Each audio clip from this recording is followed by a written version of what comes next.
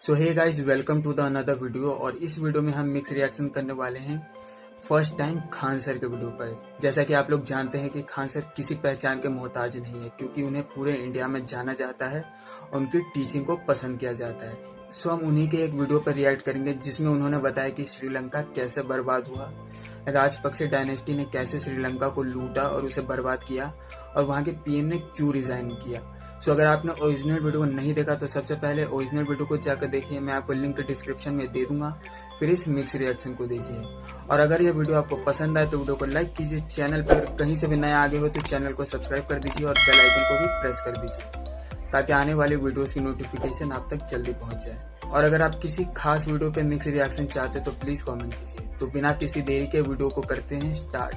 जय हिंद। देखिए, श्रीलंका के बारे में देखते हैं कि आखिर ये इतना बर्बाद कैसे हो गया, और ये तो कंप्लीट बर्बाद हो ही जाएगा, क्योंकि जिस भी राज्य या देश की GDP debt to GDP ratio 60 से ऊपर जाता है वो बर्बादी की ओर जाता है, और 100 क्रॉस किया तो कंप्लीट बर्बाद हो जाता है। और श्रीलंका का डेट टू जीडीपी रेशियो 110% हो गया है। देखिए, श्रीलंका को आजादी मिली 4 फरवरी 1948 को। यहाँ 22 मिलियन लोग रहते हैं यहाँ पर। इसका पुराना नाम सीलोन था। पहले ये भारत से शुरुआत में कई सारी इससे लड़ाइयाँ हुई थी। बहुत प्राचीन काल में भारत के राजा करिकाल आक्रमण किए थे वहां पे। राजा राज ने किया था, राजेंद्र चोल ने किया था, देवराय द्वितीय ने किया था, कई समय किया था। उस समय इसका पुराना नाम सीलोन था। इसकी राजधानी भी टाइम टाइम पे बदलती रही। एक समय था जब अनुराधापुर थी, फिर इसके राजधानी कैडी हुई, फिर कोलंबो हुआ, अभी इसका राजधानी श्री जयवर्धनपुरम हो गया है। इसके बड़े शहर की बात करेंगे तो इसके नीचे में हम्बनटोटा शहर जो है, यहाँ पर ये काफी बड़ा शहर है हम्बनटोटा, इसका बंदरगाह यहाँ पर। और यहाँ पर ट्रिंकोमाली इसका पेट्रोलियम रिजर्व बहुत बड़ा है, जिसे भारत ने अभी लीज पर ले लिया। इसका ऊपरी राज्य जाफना कहलाता है। ये वाला जगह जाफना है, जहाँ पर लिट्टे नामक एक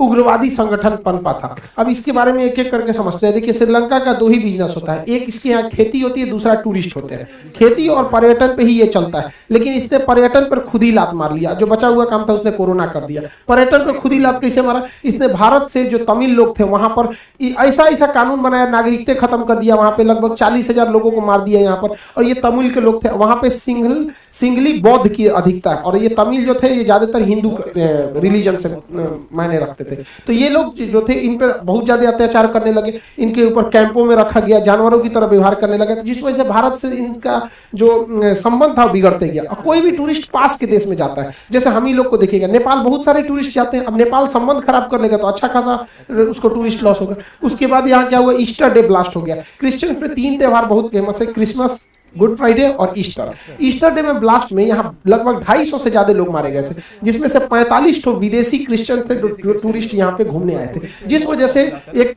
भारत को तो नाराज कर ही दिया, और दूसरे क्या है कि विदेशी पर्यटकों में भी एक डर की भावना बढ़ गई। इसकी गहन जांच कराने के बाद इसने कुछ ठोस कदम पे नहीं पहुंचा, और इसने क्या किया? आरोप लगा था इसमें एक्सट्रीमिस्ट इस्लामिक ग्रुप का, जिस वजह से इसने बुर्का पर बैन लगा दिया। उसके बाद एक और माहौल क्या हो गया? भड़क गया। देखिए, कभी भी इंटरनल पॉलिटिक्स ऐसी नहीं करनी चाहिए कि जिससे कि एक्सटर्नल पॉलिसी को दिक्कत होने लगे। इससे क्या हुआ कि इंटरनेशनल लेवल पर इसकी इमेज खराब हो गई और इसे लोन लेने में दिक्कत होने लगा। और इसने इसके जो इंटरनल वायलेंस हो रहे थे उसको फेसबुक ने बहुत बढ़ा दिया। यहाँ पर सोशल मीडिया किसी चीज को बहुत बढ़ा रहा है, इसको कंट्रोल करके रखना चाहिए। यहाँ पे जितने भी ये डूबा है इसमें फेसबुक का भी बहुत बड़ा हाल है। भारत में भी क्या है कि मीडिया को भी यहाँ क्या है कि अगर कोई अप्रिय घटना होती है, जैसे दिल्ली में हिंसा हुई थी, उसे सप्रेस करके दिखाना चाहिए। आप कल्पना करके सोचिए, अगर हम लोग को ये न्यूज आए कि लंदन में ब्लास्ट हुआ, लंदन में दंगे फसाद हो गए, तो हमारी खबर हमारे दिमाग में क्या इमेज बनेगा लंदन के लिए कि यार लंदन सेफ शहर नहीं है। लेकिन अभी कैसा लगता है? लंदन बड़ा फेमस जगह घूमने के लिए। तो मीडिया को भी ये सोचना चाहिए कि दिल्ली में अगर कुछ भी होता है तो दिल्ली राजधानी है, उसे सप्रेस करके दीजिए, पुलिस को काम करने दीजिए। पुलिस से ज्यादा तो मीडिया वाले कूद जाते हैं, हमारे चैनल की टीआरपी बढ़ेगा। देखिए, यहाँ पे 3 इंच का ईंटा था, 12 इंच का घर पे से फेंक दिया, ऐसा दिखाएगा सब, जिससे कि ऐसा लगने लगेगा कि वो देश क्या है, अशांत हो जाता है। तो यहाँ पर क्या हुआ था? फेसबुक ने श्रीलंका पे इतना ज्यादा वायलेंस को फेसबुक के एल्गोरिथम ने दिखाया था कि वहां से टूरिस्ट आना ही कम कर दिए। बचा हुआ काम को पूरा कर दिया। कोरोना की वजह से इतना लंबा लॉकडाउन लगा, इंटरनेशनल फ्लाइट बैन लग गए, जिस वजह से यहाँ पे पर्यटन पूरी तरह से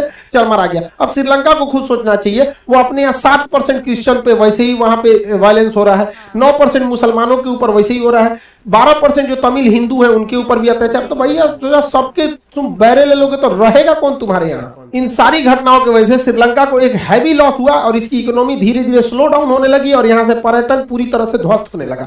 दूसरा इसका व्यापार था खेती। खेती में ये बहुत बड़े पैमाने पर कोकोनट और कोकोनट ऑयल का एक्सपोर्ट करता था।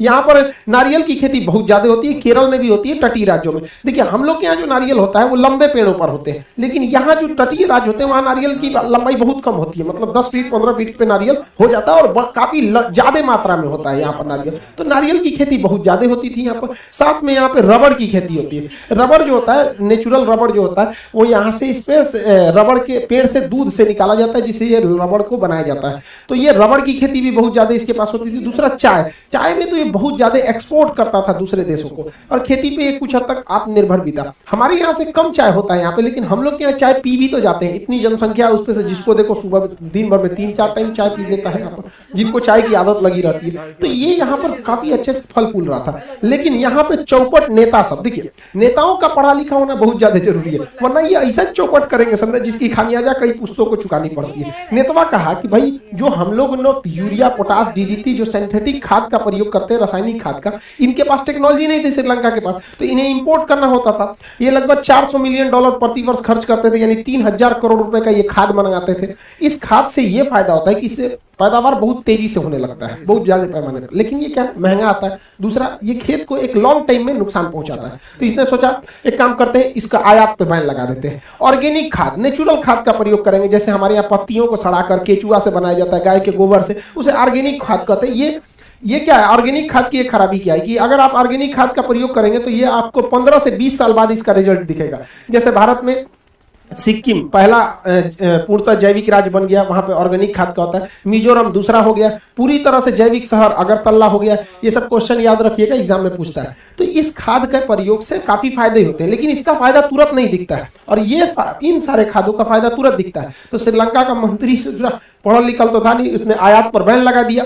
आयात नहीं हुआ तो वहां हैवी डिमांड हो गई ऑर्गेनिक खादों की। अब ऑर्गेनिक खाद से तुरंत फायदा होता नहीं है, दूसरा इनके पास ऑर्गेनिक खाद था नहीं और डिमांड भयानक हो गया है। तो इसलिए इन्होंने कहा कि भाई साहब तो खेती चौपट हो गया। तो इन्होंने चाइना से $70 मिलियन का ऑर्गेनिक खाद लाया। अब बताइए, चाइना से मंगा रहा है, खाने पीने का सामान तो कभी नहीं मंगाना चाहिए, तो खाद मंगाया, उस खाद में बीमारी लग गया और अजब टाइप के बैक्टीरिया पाए गए सब इसके खाद में, चाइना वाले में, और पेड़ में खा जाते थे। मतलब खाद डाला जाता है पेड़ उगने के लिए, तो सोच रहा चाइना का खाद डाला जाता तो पेड़ में खा जाता था। तो श्रीलंका ने इस खाद को वापस पैक किया और वापस जहाज से भेज दिया चाइना में। इसे भेजने में श्रीलंका को $7 मिलियन का खर्चा आया। बाहर श्रीलंका, बाहर चाइना, वाह यार, इससे बड़का दगाबाज तो दुनिया में कोई नहीं हो सकता। हम लोग पाकिस्तानियों को कमीना समझते थे, ये उसका भी बाप निकला सब। सोचिए किस तरह से, इससे दोस्ती ही नहीं रखनी चाहिए इन चोटों से। फादर ऑफ कोरोना, इस खाद वाला जो संकट है, इसका नतीजा ये हुआ कि जो श्रीलंका अपने खाद्यान्नों पर आत्मनिर्भर था, उसे गेहूं और चावल जैसे चीजों को भी इंपोर्ट करना पड़ गया अपने देश के पेट पालने के लिए। अब टूरिस्ट चौपट हो गया, खेती चौपट हो गया, अब पैसा आएगा कहां से, जिस वजह से इनके पास पेट्रोल को आयात करने का पैसा नहीं था। तो उस वजह से पेट्रोलियम महंगा होते गया। पेट्रोलियम इतना महंगा हो गया, अब पेट्रोलियम के ज्यादा महंगा होने से पेट्रोलियम को लेने के लिए लाइन पे लाइन लगने लगे सब। वहां पर पेट्रोल का रेट इतना महंगा हो गया, 350 रुपया लीटर हो गया।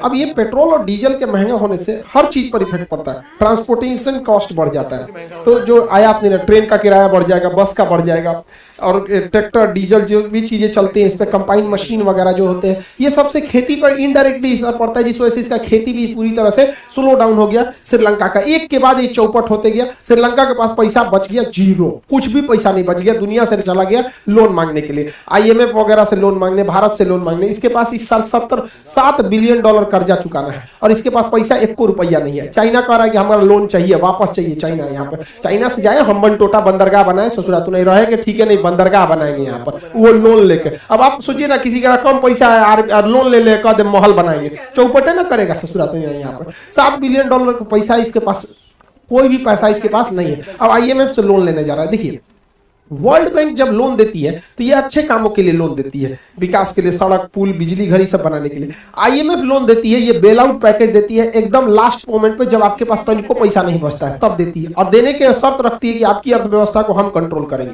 अब बताइए, आईएमएफ से लोन लेने का मतलब है कि अपनी इकोनॉमी उसको सौंप दीजिए। यहाँ पर जो भी देश आईएमएफ पे लोन ले रहा है, मतलब समझिए वो देश चौपट हो गया।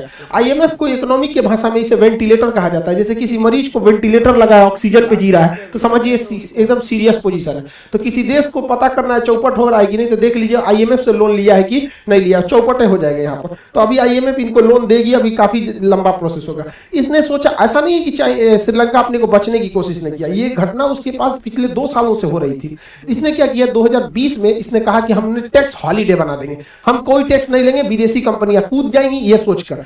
तो लेकिन कहा जाता है कि अगर दिन खराब हो ना इंसान का, तो ऊंट पे बैठे इंसान को भी कुत्ता काट लेता है। तो यही हाल हो गया श्रीलंका के साथ। जैसे इधर टैक्स हॉलीडे घोषित किया, उसके 2 महीना बाद पूरी दुनिया में कोरोना फैल गया 2020 में, और मार्च अप्रैल तक तो पूरे दुनिया में फैल गया था, और पूरी दुनिया में फैक्ट्रियां ठप पड़ गई, शट डाउन हो गया। जो भी एक तो इनके पास टूरिस्ट खत्म हो गया, खेती खत्म हो गई, पेट्रोलियम खत्म हो गया, पैसा खत्म हो गया। जो कुछ पैसा टैक्स से आता था, इन्होंने सोचा टैक्स कट कर देंगे तो विदेशी आएंगे, विदेशी आया नहीं, उस पे से जो टैक्स आ रहा था वो भी खत्म हुआ। लॉकडाउन में व्यापार खत्म हो गया, पूरी तरह से श्रीलंका जो था कंगाल हो गया। और यहाँ हालत ये हो गई, हर चीज की शॉर्टेज यहाँ देखने लगी। हद तब हो गया जब यहाँ पे पेपर की शॉर्टेज की वजह से 2 बड़े न्यूज पेपरों को बंद करना पड़ा, एग्जाम कैंसिल कराने पड़ गए, क्योंकि इनके पास पेपर नहीं है। पेपर नहीं होने की वजह से कई सारी समस्या आती है। इनके पास कोयला खरीदने को पैसा नहीं, पेट्रोलियम खरीदने को पैसा नहीं, तो बिजली बनेगा कैसे इनके यहाँ? जब इनके पास बिजली उतना नहीं बनी, इनके यहाँ की सबसे लंबी नदी महावली गंगा, ये कई बार एग्जाम में क्वेश्चन में पूछा हुआ है, श्रीलंका की सबसे बड़ी नदी महावली गंगा है, उससे उतना बिजली बन नहीं पाता है। यहाँ इतनी बिजली की शॉर्टेज हो गई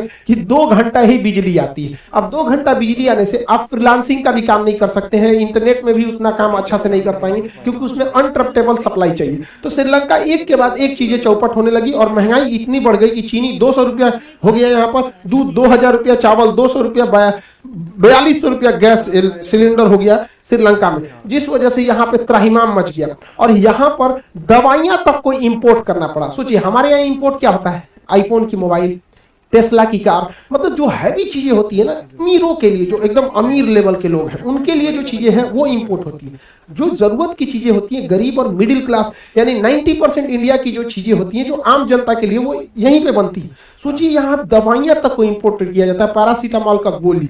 ये हाल हो गया श्रीलंका का चौपट। यहाँ पर इसे चौपट करने के लिए ऐसा नहीं है कि बर्बाद किया गया है, तो ये सबने मिलकर बर्बाद किया है। हमारे यहाँ इंडिया में देखिए ना, 1-2 नेता मिलकर बर्बाद कर देते हैं। एक कहावत कहा जाता है कि बर्बाद गुलिस्ता करने को बस एक ही उल्लू काफी है, हर सै पर उल्लू बैठा हो आबाद गुलिस्ता क्या होगा। मतलब किसी बागीचा को बर्बाद करने के लिए 1 उल्लू काफी है, हर बागीचा के हर डाल पर उल्लू बैठ जाए तो वो गुलिस्ता क्या होगा। यहाँ ससुरा भारत में 1-2 नेता मिलकर लूट लेता है। यहाँ खानदानी चोर बैठा है सब श्रीलंका में। खानदान हम पूरा नहीं, थोड़ा सा इन सबका खानदान समझाते हैं, बैठ जाते हैं। श्रीलंका में एक मंत्री थे, नाम था उनका एल्विन राजापक्षे। इन्हीं के खानदान ने पूरी तरह डुबा दिया। एल्विन राजापक्षे के 4 लड़का हुआ, गोटेबाया राजापक्षे, महिंद्रा राजापक्षे, बासिल राजापक्षे और चमल राजापक्षे। ये राजापक्षा फैमिली है। गोटेबाया राजापक्षे की सुनिए ध्यान से, इन्होंने 40,000 तमिलों को मरवाया है। अभी ये वहां के राष्ट्रपति हैं। इनके भाई महिंद्रा राजापक्षे वहां के प्रधानमंत्री हैं। इनके भाई बासिल राजापक्षे वित्त मंत्री हैं। यही ने चौपट किया पूरी तरह। चमल राजापक्षे सिंचाई है, पूरी तरह से इरिगेशन मिनिस्ट्री इन्हीं के पास था, खेती को इन्हीं ने चौपट करी। अभी तो ये है भाई, अभी इनको देखिए भतीजा इन सब का, मतलब इनका बेटा। महिंद्रा राजापक्षे के 2 बेटा, नवल राजापक्षे और यूसिया राजापक्षे। नवल राजापक्षे खेल मंत्री है, Yoshitha Rajapaksa chief of the staff है, मतलब किसको नौकरी देना है किसको नहीं, इन्हीं को जिम्मेदारी। और ये सिंचाई मंत्री वाला है चमल राजापक्षे, इसका 2 बेटा। एक का नाम है सशिंद्र राजापक्षे, इसके हाथ में कृषि है। देखिए, सिंचाई डुबाया, ये कृषि डुबाया यहाँ पर। असमेंद्र राजापक्षे, इसके हाथ में श्रीलंकन एयरलाइन की पूरी कमांड है। पूरा ससुरा खानदान एक के पास है। ये खानदानी चोरों ने डुबाया है श्रीलंका को। जब ये परिवारवाद ना पूरी तरह से चौपट कर दिया श्रीलंका को, इन्हीं चोटों ने मिलकर। अभी तो हम गोतिया में गिनबे नहीं किए, चचेरा ममेरा कजन वजन, बड़ी मंत्री है सब इसके पास। 9 बड़े मंत्री एक ही फैमिली से आते हैं, 70% बजट एक ही फैमिली कंट्रोल करती है, तो चौपट तो होना ठीक फिक्स था यहाँ पर। अब यहाँ पर श्रीलंका में इनके खिलाफ भयानक बवाल फैलने लगा, यहाँ पर प्रोटेस्ट होने लगे, प्रोटेस्ट धीरे धीरे वायलेंस होने लगे। हाल ये हो गया कि यहाँ पर प्रोटेस्टर जो थे ये मंत्रिमंडल के इस्तीफे की मांग करने लगे, मंत्रिमंडल ने इस्तीफा दे दिया, लेकिन ये दूगो जो था सब ये इस्तीफा नहीं दे रहा था सब। तो महिंद्रा राजापक्षे जो प्रधानमंत्री थे उनके घर को जला दिया गया, बाद में इनको इवैक्यूएट करने के लिए आर्मी बुलानी पड़ी, तो इन्हें अपना त्यागपत्र देना पड़ गया। लेकिन गोटेबाया राजापक्षे अभी भी है। प्रदर्शनकारियों का कहना है जब तक इस चोट्टा को नहीं हटाएंगे हम यहाँ से हटने वाला नहीं है। तो यहाँ पर तो ये हट गए हैं महिंद्रा राजापक्षे, और जब तक ये गोटेबाया नहीं हटेंगे तब तक नहीं होंगे। भाई साहब, भारत के तमिलों के 40,000 का जान लिए हो यार, तुम नींद कैसे आ जाती है तुम? हर इंसान, हम लोग अफगानिस्तान का एग्जाम्पल देते हैं, ये तमिलों के साथ उनसे भी बुरा हाल किया था, समझ में? आपका देश डिजर्व करता है इसको। भारत के तमिल क्या मांग रहे थे यार, माइनॉरिटी को जीने नहीं देता है सब यहाँ पर, यही हाल हो गया। जियो अब तुम अच्छा से यहाँ पर। अभी आनंद फानल में नया प्रधानमंत्री बनाया गया रानिल विक्रमसिंघे को। रानिल विक्रमसिंघे इसी के करीबी है सब, चोर चोर मौसेरे भाई। इनका कहना है कि अभी तो ये शुरुआत है, अभी तो पूरा फिल्म बाकी है, पूरा श्रीलंका भी और चौपट होगा। IMF इनको लोन अभी दे नहीं रहा है, दुनिया में जल्दी तो लोन इनको कोई दे नहीं रहा है, अभी ये पूरी तरह से चौपट होंगे। तो हर देश को ये सोचना चाहिए, हर राज्य को सोचना चाहिए कि आप अपना वित्त मंत्रालय किसे दे रहे हैं। अनपढ़ों को दे देंगे तो चौपट हो जाएगा। भारत से भी कई राज्य हैं जिनसे अच्छा संकेत नहीं है, समझिए ध्यान से। किसी भी स्टेट का या देश का GDP जो होता है वो ये दिखाता है कि इस साल वहां पर कितने प्रोडक्शन होंगे एक साल में, और उस GDP के बाद डेट टू GDP रेशियो निकाला जाता है कि जितना प्रोडक्शन एक साल होगा उसका कितना % लोन चुकाने में जाएगा। तो लोन लेना गलत बात नहीं है, बट एक लिमिट में लेना चाहिए। यहाँ पर कहा जाता है कि GDP का 20% अगर आप लोन लिए हैं तो ये एक नॉर्मल चीज है, यहाँ तक ठीक है, लेकिन इससे ज्यादा जाता है तो खतरनाक माना जाता है, और 60% क्रॉस किया तो एकदम ये डेंजर हो जाता है। 60% से ज्यादा डेट टू GDP रेशियो नहीं होना चाहिए। अब होगा कैसे भाई, साल भर में हम जितना कमा रहे हैं उसका 60% उसी में ब्याजें चुकाने में, लोन में कर दे, बचेगा क्या हमारे पास? अब ये स्थिति पे भारत के कई राज्य आ चुके हैं, जिसमें सबसे टॉप पर है पंजाब, खतरे का संकेत है यहाँ पर। 53% यहाँ डेट टू GDP रेशियो, देखिए 20 होना चाहिए, 53 है यानी 60 के पास है, तो वहां पे काफी ज्यादा पॉलिटिक्स खराब था यहाँ पर। तो अभी तो वहां इलेक्शन हुए हैं, 1 आध महीने सरकार आई है भगवत मान की यहाँ पर। अब 1 आध महीने में कौन सरकार क्या कर लेगी किसी को नहीं पता, कम से कम 2-3 साल रुकने के बाद ही कोई बता सकता है कि इस गवर्नमेंट का क्या स्टैंड है। अभी के लिए कहेंगे तो बस एक भारतीय मीडिया है और एक नेता है सब, जो सरकार बनते कहेगा सबकी एकदम ये हो जाना चाहिए। तो पंजाब को इस पे स्पेशली ध्यान देना चाहिए क्योंकि अगली दहलीज पे है। दूसरे नंबर पे राजस्थान है, इनका 39% डेट टू रेशियो है। उसके बाद 38% पश्चिम बंगाल का है, 34% उत्तर प्रदेश का है, और आंध्र प्रदेश का 32% डेट टू GDP रेशियो है। यानी ये लोग श्रीलंका जैसी स्थिति के लिए मतलब अब धीरे धीरे जा रहे हैं। 60% थ्रेशोल्ड क्रॉस कर जाएंगे तो बहुत दिक्कत हो जाएगा यहाँ पे। श्रीलंका का डेट टू GDP रेशियो 110% था, इसलिए डूबा यहाँ पर। ग्रीस जो डूब गया 2012 से 15 के बीच में पूरी तरह, उसका डेट टू GDP रेशियो 200% था, इसीलिए पूरी तरह से चौपट होगा। हमारे अगल बगल के कई देश भी हैं जो इसी संकट में आने वाले हैं, जैसे नेपाल। KP शर्मा ओली याद होंगे आपको, क्या नौटंकी किया था इस बंदे ने, पूरी तरह भारत और नेपाल के रिश्तों को खराब करके रख दिया। ठीक हुआ ये गया, वरना भारत और नेपाल के रिश्ते को एकदम रसातल पे गिरा देता। इसका डेट टू GDP रेशियो 53% है। यहाँ के वित्त मंत्री को पता ही नहीं है कि ये डेट टू GDP रेशियो होता क्या है यहाँ पर। अब सबसे बड़ा का खतरा तो पाकिस्तान है। पाकिस्तान का डेट टू GDP रेशियो 74% है। आप समझ सकते हैं ये खतरे के निशान को पार कर चुके हैं, अब कभी भी ये बर्बाद हो जाएगा। खतरा इसलिए है कि पाकिस्तान एक परमाणु संपन्न देश है, और परमाणु संपन्न देश का स्टेबल रहना जरूरी है, क्योंकि अगर वहां गृह युद्ध होगा और श्रीलंका जैसी स्थिति होगी, यूक्रेन जैसा स्थिति होगा, सीरिया जैसा स्थिति हो जाएगा, तो किसी के हाथ में परमाणु बम लग जाएगा, उस कहीं चला देगा। अब पता चला आप मोहल्ले के किसी नॉर्मल आदमी को AK-47 निकाल दीजिए तो बरस करेगा इसे 47 लेके ले। तो भाई बड़े हथियार जिम्मेदार देशों के पास होना चाहिए। तो भारत के लिए भी एक चिंता का विषय, वहां आतंकवादी हर गली में एगो मिलेगा, कोनो को मिल गया परमाणु बम सीधे चला देगा भारत के ऊपर, ये नहीं देखेगा कि ससुरा कितना दूर जा पाएगा नहीं। तो देखिए डर उसको होता है जिसके पास खोने के लिए कुछ हो, जैसे भारत है, अमेरिका है, ब्रिटेन है। चोट्टा के पास है ये क्या है जो खोने के लिए यहाँ पर है। और अफगानिस्तान तो देख ही रहे हैं, पूरी तरह से तालिबान के हाथ में चला गया, और इधर म्यांमार देख ही रहे हैं, आंग सान सूकी से पूरी तरह मिलिट्री ले लिया है। तो यहाँ पे म्यांमार में तानाशाही होगा, अफगानिस्तान में तानाशाही होगा। तो 2 गो इधर से बर्बाद और ये 2 गो कर्जा में बर्बाद, नेपाल और ये आपका पाकिस्तान। तो देखिए अब आगे क्या होता है, बट श्रीलंका को तो बर्बाद होना फिक्स है। बाकी दुनिया के देशों से भी हाथ जोड़ कर विनती है कि सीखो कुछ श्रीलंका से, किस तरह बर्बाद हुआ, चाइना के डेट ट्रैप में मत फंसो। अब भारत के हर राज्य से कहते हैं कि भाई आप लोग भी अपना वित्त मंत्री सोच समझ के बनाइए, कि जिसको ये सब पता हो डेट टू जीडीपी रेशियो क्या क्या होता है। ऐसे ही नहीं कि उठा के बना दे इसे महिंद्रा राजपक्षे टाइप का कि डुबा देगा। आई होप आप इसको समझे होंगे। और अगला बैच जो है हिस्ट्री का है, परसों से मंगलवार से स्टार्ट हो जाएगा हिस्ट्री का बैच। सुबह 17 तारीख को सुबह 7 बजे हिस्ट्री के बैच होंगे, उसको आप लोग इनरोल होंगे। उसकी बहुत ही नॉमिनल फी होगी आपकी 250 रुपए। यहाँ पर ये टोटल आपका बहुत 5-6 महीने चल जाता है। हिस्ट्री पूरे जीएस का सबसे बड़ा चैप्टर होता है, हिस्ट्री और ज्योग्राफी। एनडीए के बैच है, ये ऑनगोइंग है। एनडीए वाले बैच के लड़के जो उत्तर प्रदेश के लड़के हैं जिनका एग्जाम थोड़ा सा डिले हो गया था, उन लोग को लिए भी है भाई, अभी अभी आप क्या कर सकते हैं, इसे ज्वाइन कर सकते हैं एनडीए 2 के लिए हमारा इसमें। और जो एनडीए फर्स्ट में जिनका रिजल्ट आ गया उन लोगों के लिए एसएसबी के लिए इस महीने के लास्ट में बैचेज स्टार्ट हो जाएंगे, वो लोग भी एसएसबी कर सकते हैं और आप लोग भी बॉर्डर पे जाएंगे। आई होप आप इस पूरे टॉपिक को समझे होंगे। मिलेंगे नेक्स्ट क्लास में। जय हिंद। तो यार बहुत ही अच्छी वीडियो थी और बहुत ही नॉलेजेबल वीडियो थी, और जिस तरह से खान सर इतने कॉम्प्लिकेटेड वीडियो को इतने फनी वे में समझाते हैं वो तो कमाल का ही होता है। सो अगर वीडियो आपको पसंद आए तो वीडियो को लाइक कीजिए, चैनल को सब्सक्राइब कर दीजिए। मैं मिलूंगा आपसे नेक्स्ट वीडियो में, तब तक के लिए गुड बाय।